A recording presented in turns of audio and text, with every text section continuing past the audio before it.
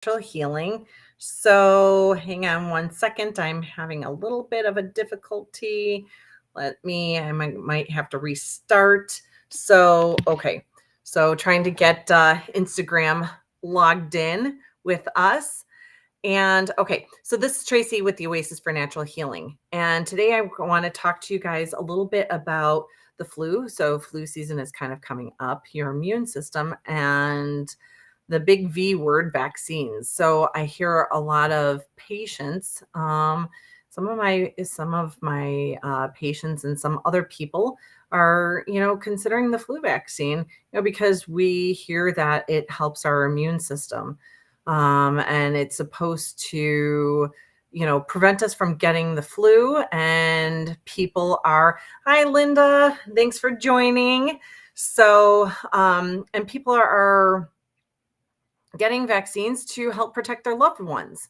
But what people really don't know is actually what is actually in the vaccine. So I want to, and I'm not going to go spend a whole bunch of time, but people don't really realize what is in vaccines, and what they're actually injecting into their body. And quite honestly, some of the doctors don't even know actually until, believe it or not, and I hate to say this, I didn't even know what was in the vaccines. I was just told by, the CDC that this was a recommendation. So I gave vaccines.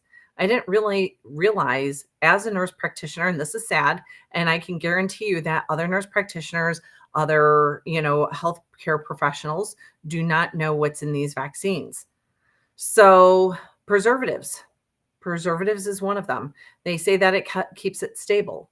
Now, not all vaccines and not all flu vaccines, you can get the Thermacell-free versions, but Thermacell is contains mercury. Okay, and we know that any type of small amount of mercury is actually very neurotoxic. Okay, so we know that. We know that it can cause fetal damage, brain damage, and even in small amounts. That's why pregnant moms are told not to, to minimize their fish intake for mercury exposure, but yet we're pushing pregnant moms to get the flu vaccine, and it has Thermacell in there. Now, again, like I said, there's Thermacell free stuff. But then there is MSG. MSG is actually a stabilizer in the flu vaccine. So MSG we know is in Chinese food, and a lot of it, and it's monosodium glutamate. It can cause a lot of things and lead to toxicity, neurotoxic effects. It can cause headaches, numbness, tingling, and a lot of serious problems with your nervous system. It has been known to cause detrimental effects on the reproductive system as well. So there's some pretty serious and some scary things. And this is what, we're injecting into our body every single year. And they say that it's such a small amount that it shouldn't be harmful. But you have to understand that you're getting exposed to these things in a lot of different places, not just in the vaccine, but in a lot of other things too. So you have to really pay attention. So MSG is actually in the flu vaccine.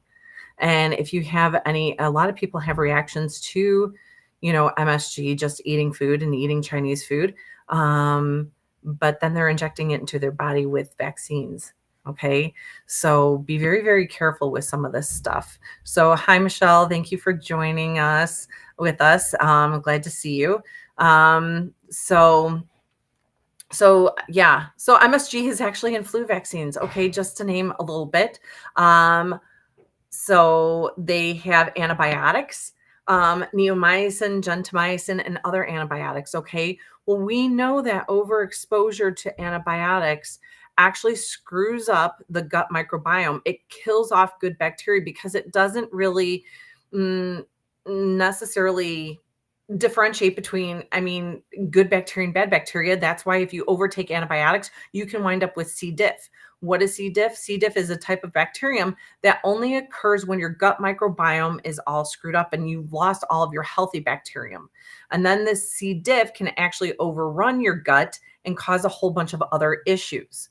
So the all the vaccines, have antibiotics in there. So now, and we're already overexposing our system with antibiotics to begin with.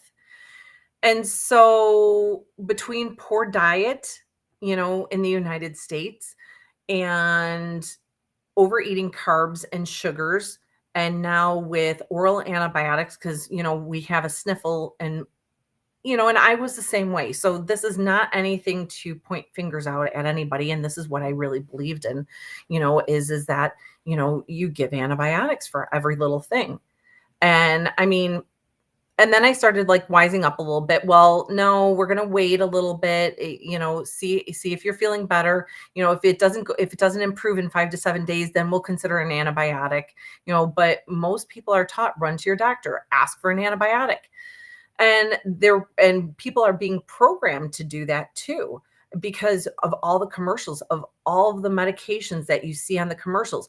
Doctors don't even get a chance to be doctors anymore, and partly because patients are, they want that satisfaction rate. So, and I saw this all the time in the urgent care when I was a family nurse practitioner. I would actually push patients to drink, tea with honey in there, get Manuka honey, try to drink some ginger tea, things like that. And they wanted that antibiotic. And I would actually get in trouble for not prescribing the antibiotic, because then I'd get bad reviews. I mean, and how, like, the urgent care would literally get bad reviews because I wouldn't prescribe an antibiotic because it was unwarranted. But because now things are driven by, and yes, it's not that I don't want to not make my patients happy. I don't want to, but I want to take the best care of them. It's like a little, this is going to sound bad, but it's like a little child. Okay. So, and I'm not saying patients are little children, but your your child says, I want Oreos for dinner. And as a parent that those Oreos are not good for you for dinner, but they're demanding those Oreos. Okay. And so if you give in to that child when you know what's best for that child, whether they're demanding it or not, then you're not doing any service to that child. Just if you want to keep them quiet or not have to fight with them. Well, and unfortunately, I hate to say it, but that's the way kind of medical care has become, because everything is driven by patient satisfaction. And that's the way patients like, look, well, how was this? Did the doctor do what the patient wanted? And what other patients might not understand is the doctor might not have done what the patient wanted, but maybe it was actually out of for their own good. And that's kind of a harsh reality. And so we, as when I was working in the urgent care, my hands were tied behind my back. Like, patients would demand to have x-rays, demand to be exposed to, and this is where, increased insurance rates would go up too. They would demand to have x-rays. I'm like, your lungs are clear. I literally do not hear anything. They're not diminished. We would listen for like different sounds, like, so it's called agophony. We would listen to that, resonant sounds within the lungs, no changes in that. And I'm like, your coughing is literally from your sinuses. You have postnasal drip. Do you have a sore throat? Yes, that's from, no, I'm coughing. I need an x-ray. No, you don't. I don't want to expose you to radiation. And they would argue with me about that. And finally, it was like I got to the point where at one point, because they actually got so irate with me, I said, fine, just go ahead and give them the x-ray. And they still left a bad review. I got in trouble from my boss. And it's like, but they don't understand. They're actually exposing themselves to radiation. Radiation can lead to so many issues. And people just don't understand that. Not only that, but then it also hikes up the insurance rates too, because we're adding extra things that aren't needed. But instead of doing something like, let's try a neti pot nasal wash, let's try doing certain things to help your sinuses out first before exposing you to unnecessary radiation. So anyway, so these were some things that that I noticed. And people are going, and long story short, people went to for antibiotics unnecessarily. And this is what I saw in the urgent care. And so we had a whole bunch of people on antibiotics, and that's what people are drawn to. They want quick fixes, they want to feel better, they don't want to have the the sneezy runny nose, so everybody runs for an antibiotic. And now everybody has really bad gut health. We have a overgrowth of bad bacteria. We have overgrowth of fungus and candida in our guts because we've screwed up the gut microbiome. And now we're adding more antibiotics into our vaccines, which is going to screw up the gut even more. And what people don't realize is you need to protect your gut. Your gut is actually your first defense for your immune system. Well, and actually, in part of your digestive system, and your gut is actually your saliva too. People don't realize that. What you actually put in your mouth can actually screw up the enzymes in your mouth, in your saliva. And that actually helps to break down viruses, bacteria, protects your teeth, helps to break down food properly. And what are some things that we're eating now that can actually screw all this up?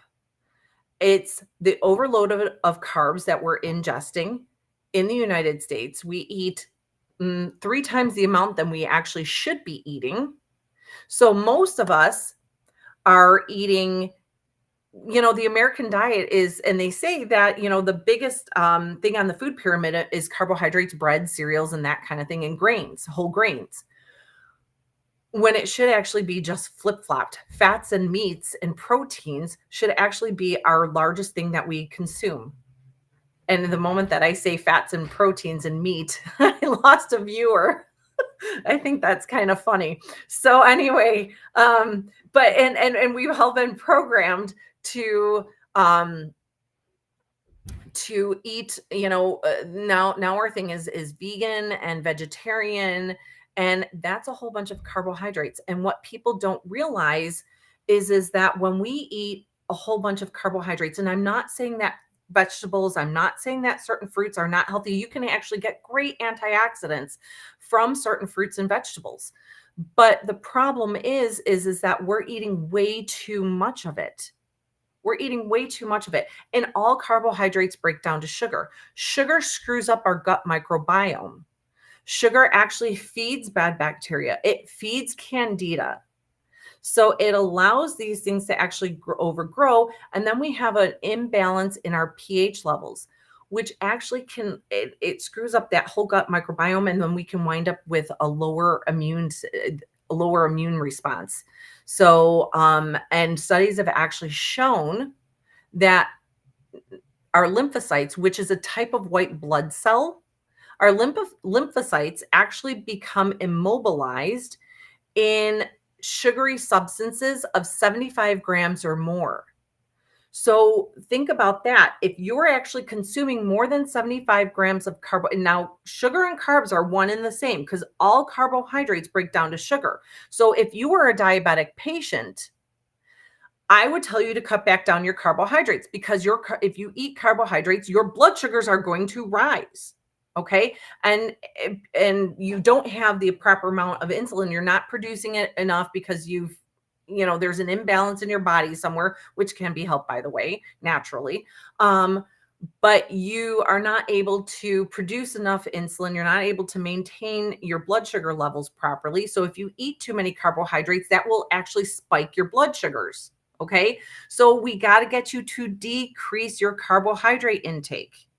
All right. And all plants are a carbohydrate by nature. Okay. So if you're having more than 75 grams or more of carbohydrates / sugar a day, you actually can suppress your white blood cells. You need these lymphocytes to actually go after viruses, to go after bacteria, things like parasites. Your white blood cells go after cancer cells. And it has been shown that sugar and carbohydrates will feed cancer cells as well. So you need to kind of cut this stuff out. You need to increase your fats and your healthy proteins. That will also help your immune system. So think about this. And I think I talked about this either 1 or 2 weeks ago. And I'm probably going to be talking about it almost every single week because I want to get to the fact, I want to drive this home to people that this is not flu season, it is sugar season. You don't need a darn vaccine loaded with a whole bunch of garbage. We need to improve our food intake. We need to improve our digestive system. We need to support our bodies rather than adding garbage into it, which includes, quite honestly, vaccines. Vaccines have a ton of stuff in there. We need to stop that. We need to actually start eating like our great, great, great, great grandmothers used to eat. And I don't know who did I hear this from? They said if you take your great, great, great, great grandmother or something like that to the store and go shopping with her, and you have to explain to her what it is that you're buying, it's not food. Well, it comes in this package and I squeeze it out. That's not food. It is not food. Most natural food is around the perimeter of the store. So think about it. So you have your fruits and vegetables. It's on the outside, right? You have your fruits and your vegetables, and then you have your meat department. Well, bakery's on the outside. That doesn't count. but you that doesn't count. But you have your fruits, your produce, and then you have your meat department, right? So most of the healthy stuff is on the outside, the perimeter of the store, and all of the processed food is more towards the middle, unless you go like into the frozen food section and you go like to frozen vegetables. So frozen vegetables, by the way, is a heck of a lot healthier than your canned vegetables. Canned vegetables, I consider that dead food. So frozen vegetables are a lot more healthy. Definitely want to get organic as much as possible. Now in the United States, that's a little tricky because organic technically isn't organic anymore. Welcome to the US. And it's a lot more toxic. It's less toxic than eating conventional food, but it's still not really fully organic. So just be aware of that. But yes, it is still better. And the funny thing is, and I just saw this, and I actually might do a video on this, where there was an organic, somebody actually showed it on, and this is scary. So has anybody ever heard of Appeal? Well, it's that new spray stuff that they spray on vegetables and fruits and produce, that they can even do it on organic stuff to increase the shelf life. And I think that was what Bill Gates started doing that nonsense. Well, anyway, I saw a video and I want to see if that's true. And it probably is, which is very sad. So there was an organic label and it looked like a bag of apples. They didn't say what brand it was. And I saw a reel of it, and it was an organic bag of apples. And then behind the actual organic label, they peeled that back. And then there was a freaking Appeal on it, the Appeal label. So be very, very careful, because that's a whole bunch of chemicals. And I don't even fully understand what it does to the body. It's just not good. Because I know that it increases the shelf life even on organic stuff. And I think everything is getting coated with it. So make sure that you're reading your labels for the Appeal. I think it's APEEL, because that looks pretty scary. So I wanted to kind of go look at that and see if that is actually a real thing, because I believe it actually is. And organic can actually get hit with that. Which I don't understand on how they can do that. But so make sure that you're reading that. And I'm almost getting to the point where definitely start looking at local farmers. So if you go to Eat Wild, that's Eat, EAT, Wild, WILD.com. And I think this is across the United States. So no matter where you're at in the United States, if you go look up that website and then you put your zip code in there, it will if you want to say like within 25 miles, within that 25 miles, it will pull up all of the small local farmers that are in your area. And these are conscientious farmers. These are small farmers that, are conscientious about doing, grass fed and grass finished. Some of them are no antibiotic, no hormone. And it will give you like all of the local farmers. Now, obviously, each farmer is going to have something a little bit different, but this is a good way to, support your local farmers, get something healthy for you. But making sure that you're having some organic food, making sure that you're eating, and buying food that's like on the outside of the perimeter of the store. So these are some ways that we can actually start boosting our immune system, supporting our gut is by eating real food to begin with. Not eating the processed stuff, lowering our carbohydrate intake, decreasing the refined sugar. So if you, Dr. Josh Axe, AXE, he's got a fantastic website that has alternatives to, because the holidays are coming up. And I'm not saying that you can't have, your grandma's favorite pie, but maybe you tweak the recipe. Instead of having wheat flour, you substitute with almond flour, or instead of refined sugar, you use something like, I don't know, honey, or something a little bit more healthy and natural, not so refined. Well, Dr. Josh Axe, he's got, flourless brownie recipes, and they're all natural. He's got tons of wonderful recipes. I would highly recommend that you look on there to get some really good paleo keto recipes, for some of your favorite desserts for the holidays. So that way you're not kind of going all refined sugar overboard. But yeah, so it is sugar season, not flu season. We have, from now until March, we have a holiday, if not once a month, twice a month. October was twice a month. So we had, let's see, we had Halloween and we had Sweetest Day in October. November is obviously Thanksgiving. Then we have Christmas. A week later, we have New Year's, followed by February. So that's January. And then February, we have Valentine's Day. Then we have St. Patrick's Day, which is a whole bunch of drinking, some more Irish stuff. And we know alcohol is loaded with carbs. And then somewhere in between that, depending on what, I don't even know what day Easter falls on, but then we have Easter too. And it's not just those days that we celebrate, it's all the days in between, because everybody's bringing in stuff from work, and so we're eating constantly. And so it is not flu season, it is sugar season. So instead of grabbing for that flu vaccine to support your immune system, how about we start supporting it naturally? How about we start changing what we're eating? How about we add things like ginger into our diets, or ginger, natural ginger, or we make teas. So ginger, garlic, oregano, rosemary.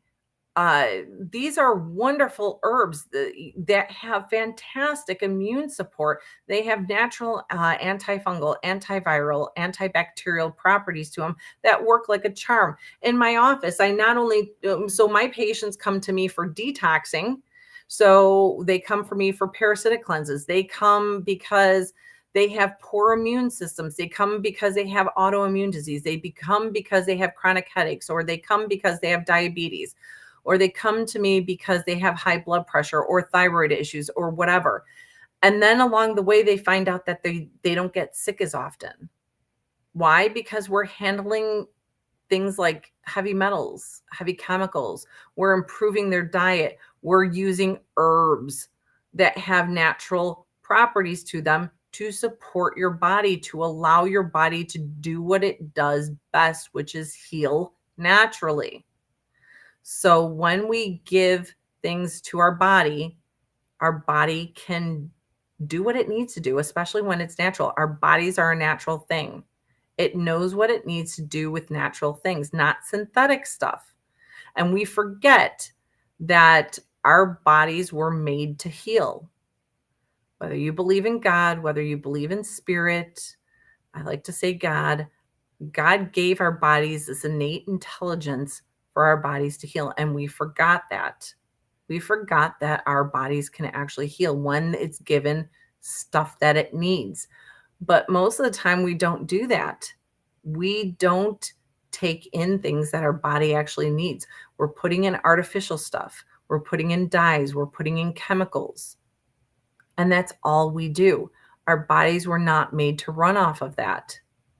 Just like your car was not made to run off of corn syrup, it is made to run off of gasoline. That's what the car needs. Well, our bodies need natural foods to run off of, not all the synthetic, not all these GMO stuff. Our bodies need natural things. And when we give it what it needs, it can do amazing things.